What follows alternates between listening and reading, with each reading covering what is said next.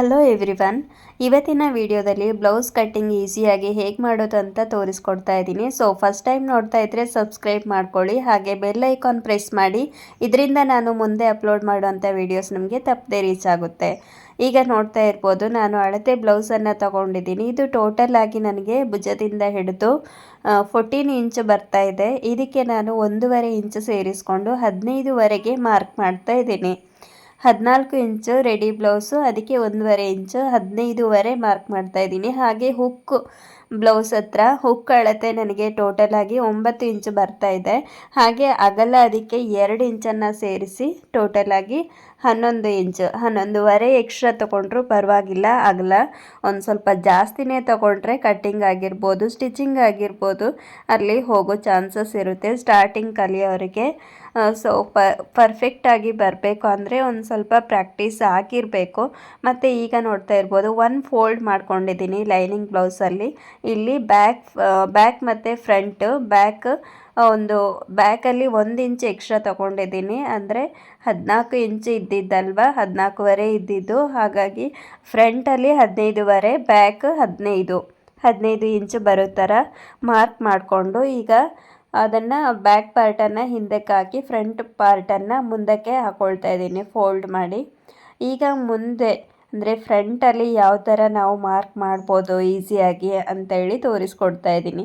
ನಾನಿವಾಗ 34 ಸೈಜಿದ್ದು ಬ್ಲೌಸ್ ಅಳತೆದ್ದು ಕಟ್ಟಿಂಗನ್ನು ತೋರಿಸ್ಕೊಡ್ತಾ ಇರೋದು.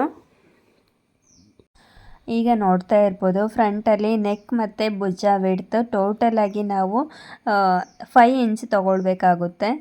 ನೆಕ್ಕಿಗೋಸ್ಕರ ನಾವು 2 ಇಂಚ್ ಬಿಡಬೇಕಾಗುತ್ತೆ. ಹಾಗೆ ಭುಜಕ್ಕೋಸ್ಕರ ಶೋಲ್ಡರ್ಗೆ ನಾವು 3 ಇಂಚ್, ಟೋಟಲಾಗಿ 5 ಇಂಚನ್ನು ಮಾರ್ಕ್ ಮಾಡಿಕೊಂಡು ಅದಾದಮೇಲೆ ಕಂಕುಳಕ್ಕೆ ಸೈಡ್ ಕೂಡ ಕೆಳಗಡೆ 5 ಇಂಚನ್ನು ಅಥವಾ 5.5 ಇಂಚನ್ನು ನಾನಿಲ್ಲಿ ತೊಗೊಳ್ತಾ ಇದ್ದೀನಿ. ಸ್ವಲ್ಪ ದಪ್ಪ ಇರುವವರಿದ್ದರೆ 5.5 ಇಂಚು ತೊಗೊಂಡ್ರೆ ಸಾಕಾಗುತ್ತೆ. ಈಗ ನೋಡ್ತಾ ಇರ್ಬೋದು, ಇಲ್ಲಿ ನಾನು ನೆಕ್ ವಿಡ್ತ್ ಎಷ್ಟು ಬೇಕು ಒಂದು ಸ್ವಲ್ಪ ಮಿಸ್ಟೇಕ್ ಆಯಿತು. ಅಲ್ಲಿ ಮಾರ್ಕ್ ಮಾಡಬೇಕಾದ್ರೆ 2 ಇಂಚನ್ನು ತೊಗೊಂಡು ಇಲ್ಲಿ ಮಾರ್ಕ್ ಮಾಡ್ತಾ ಇದ್ದೀನಿ. ಹಾಗೆ ವಿಡ್ತ್ ಲೆಂತ್ ಕೆಳಗಡೆ 6.5 ಇಂಚನ್ನು ತೊಗೊಂಡಿದ್ದೀನಿ. 6.5 ಇಂಚು ಕರೆಕ್ಟಾಗಿ ಬರುತ್ತೆ. ಜಾಸ್ತಿ ಏನು ಅದು ಡೀಪ್ ಆಗಲ್ಲ, ಕರೆಕ್ಟಾಗಿ ಬರುತ್ತೆ 6.5 ಇಂಚು. ಯಾರಿಗಾದರೂ ಆಲ್ಮೋಸ್ಟ್ 6.5 ಅಥವಾ 7 ಸಾಕಾಗುತ್ತೆ. ಹಾಗೆ 1/2 ಇಂಚು ಮಾರ್ಕ್ ಮಾಡಿ ಅಲ್ಲಿ ಶೇಪನ್ನು ಕೊಟ್ಟಿದ್ದೀನಿ.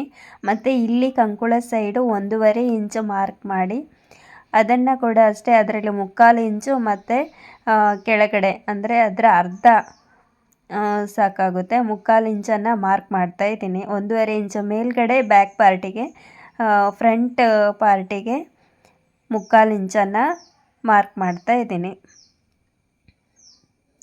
ಹಾಗೆ ಈಗ ಕ್ರಾಸ್ ಬೆಲ್ಟ್ ಇರ್ಬೋದು, ಹಾಗೆ ಟಕ್ಸ್ ಇಂಪಾರ್ಟೆಂಟ್. ನಿಮ್ಮ ಇದರಲ್ಲಿ ಎಷ್ಟು ಬಂದಿದೆ ಅದನ್ನು ಮೆಷರ್ಮೆಂಟ್ ಮಾಡಿಕೊಂಡು ಕೂಡ ನೀವಿಲ್ಲಿ ಮಾಡ್ಬೋದು. ಟಕ್ಸ್ ಇರ್ಬೋದು, ಕ್ರಾಸ್ ಬೆಲ್ಟ್ ಇರ್ಬೋದು.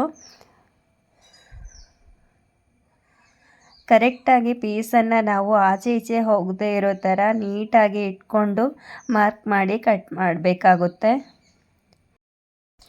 ಈಗ ನೀವು ನೋಡ್ತಾ ಇರ್ಬೋದು, ನಂದು ರೆಡಿ ಬ್ಲೌಸಲ್ಲಿ ಕ್ರಾಸ್ ಬೆಲ್ಟ್ ಎಷ್ಟು ತೊಗೊಂಡಿದ್ದಾರೆ ಅಂತ ನೋಡ್ತಾ ಇದ್ದೀನಿ ನಾನು. ಟೋಟಲಾಗಿ 3 ಇಂಚ್ ಇಲ್ಲಿ ಕಾಣ್ತಾ ಇದೆ, ನೋಡ್ಬೋದು. ಇಲ್ಲಿ 3 ಇಂಚ್ ಮೇಲ್ಗಡೆ, ಆ ಕಡೆ ಸೈಡ್ 2 ಇಂಚ್ ಕಾಣ್ತಾ ಇದೆ.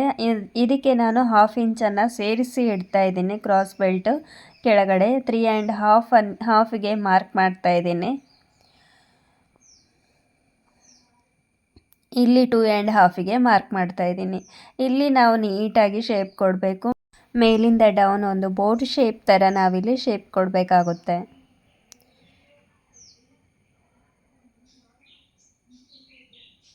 ಕ್ರೇಯನ್ಸ್ ಇರ್ಬೋದು ಅಥವಾ ಚಾಕ್ ಪೀಸ್ ಇರ್ಬೋದು, ಪೆನ್ಸಿಲ್ ಇರ್ಬೋದು, ಯಾವ್ದು ಬೇಕಾದರೂ ನೀವಿಲ್ಲಿ ಯೂಸ್ ಮಾಡ್ಬೋದು ಮಾರ್ಕ್ ಮಾಡೋದಕ್ಕೆ. ಹಾಗೆ ಇಲ್ಲಿ ಟಕ್ಸ್ ಯಾವಾಗಲೂ ಟಕ್ಸ್ ಕೆಳಗಡೆ ಇರುವಂಥದ್ದು ನಮ್ಮ ಶೋಲ್ಡರ್ ಮಿಡ್ಲ್ ಬರೋ ಥರ ನಾವಿಲ್ಲಿ ಮಾರ್ಕನ್ನು ಮಾಡಬೇಕು.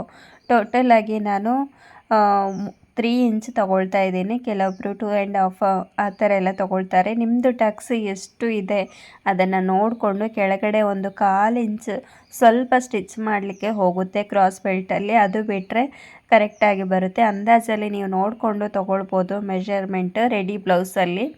ಹಾಗೆ 3/4 ಇಂಚು ಆ ಕಡೆ ಈ ಕಡೆ ನಾನಿಲ್ಲಿ ಮಾರ್ಕ್ ಮಾಡ್ತಾ ಇದ್ದೀನಿ. ಅದಾದಮೇಲೆ ಮೇಲ್ಗಡೆ 1.5 ಇಂಚು ಗ್ಯಾಪ್ ಬಿಟ್ಟು 3 ಡಾಟ್ಸನ್ನು ಹಾಕ್ಕೊಳ್ಬೇಕಾಗುತ್ತೆ. 3 ಕಡೆ ನಾವಿಲ್ಲಿ ಟಕ್ಸನ್ನು ಹಾಕ್ಕೊಳ್ಳೋಣ.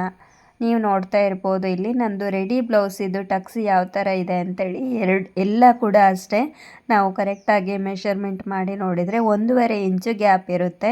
ಇದು ಕರೆಕ್ಟಾಗಿ ಪರ್ಫೆಕ್ಟಾಗಿ ಬರುತ್ತೆ. ನಮಗೆ ಶೇಪ್ ಇರ್ಬೋದು, ಹಾಗೆ ನಾವು ಹಾಕ್ಕೊಂಡಾಗ ಪರ್ಫೆಕ್ಟಾಗಿ ಕಾಣುತ್ತೆ. ಯಾವುದೇ ಹೆಚ್ಚು ಕಡಿಮೆ ಆಗಲ್ಲ, ಶೇಪ್ ಕರೆಕ್ಟಾಗಿ ಬರುತ್ತೆ. 1.5 ಇಂಚು ಗ್ಯಾಪ್ ಇಟ್ಕೊಂಡು 3 ಸೈಡ್ ನಾವು ಡಾಟ್ಸನ್ನು ಹಾಕ್ಕೊಳ್ಬೇಕು. ಇನ್ನೊಂದು ಮೇಯ್ನ್ ಏನು ಅಂತ ಹೇಳಿದರೆ, ಡಾಟ್ಸ್ ನಮಗೆ ಶೇಪ್ ಕರೆಕ್ಟಾಗಿ ನಿಲ್ಲಬೇಕು ಅಂತ ಇದ್ದರೆ ನಾವು ಸ್ವಲ್ಪ ಕ್ರಾಸಾಗಿ ಲೈನನ್ನು ಹಾಕ್ಕೊಳ್ಬೇಕು. ಟಕ್ಸನ್ನು ಕ್ರಾಸಾಗಿ ಸ್ಟಿಚ್ ಮಾಡಬೇಕಾಗುತ್ತೆ, ಸ್ಟ್ರೈಟಾಗಿ ಮಾಡೋ ಬದಲು. ಇದು ತುಂಬ ಚೆನ್ನಾಗಿ ಶೇಪ್ ಬರುತ್ತೆ ನಮ್ಮ ಬಾಡಿಗೆ. ಹಾಗೆ ಇವಾಗ ಕಟ್ ಮಾಡ್ತಾ ಇದ್ದೀನಿ, ನೋಡ್ಬೋದು ನೀವಿಲ್ಲಿ.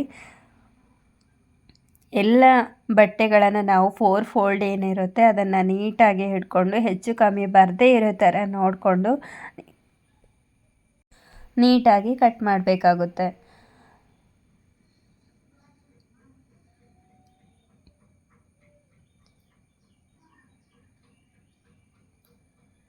ಈಗ ನಾನು ಫುಲ್ ಕಟ್ ಮಾಡಿ ಆಗಿದೆ. ಕಂಕುಳ ಸೈಡ್ ನೋಡ್ತಾ ಇರ್ಬೋದು, ಇಲ್ಲಿ 2 ಪೀಸನ್ನು ಮೇಲಕ್ಕೆ ಎತ್ತಿ 2 ಪೀಸನ್ನು ಮಾತ್ರ ನಾವು ಮೇಲಕ್ಕೆ ಎತ್ತಿ ನೀಟಾಗಿ ಶೇಪನ್ನು ಕೊಡಬೇಕಾಗುತ್ತೆ. ಯಾವ ರೀತಿ ನಾವು ಶೇಪನ್ನು ಹಾಕ್ಕೊಂಡಿರ್ತೀವಿ, ಡ್ರಾ ಮಾಡಿರ್ತೀವಿ, ಅದನ್ನು ನೀಟಾಗಿ ಕಟ್ ಮಾಡಿದರೆ ಆಯಿತು.